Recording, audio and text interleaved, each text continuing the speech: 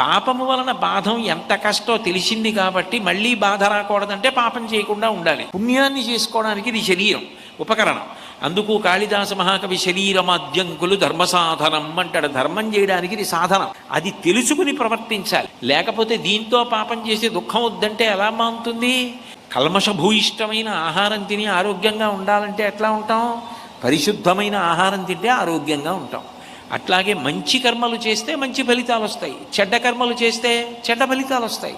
నీకు మంచి ఫలితాలు కావాలనుకుంటే చెడ్డ కర్మలు చేయకుండా ఉండడం ఒక్కటే లోకంలో పరిష్కారం అవుతుంది. సృష్టికి లయకి మధ్యలో ఉన్నదే స్థితి.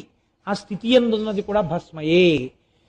ఒక శరీరం తిరుగుతున్నప్పుడు చాలా గొప్పగా ఉంటుంది. ఈ అబ్బో ఎంతటి వారో అంటారు. కానీ అసలు దాని యొక్క సత్యస్వరూపం ఏమి? దోషుడు బూడిద, అంతే కదండి.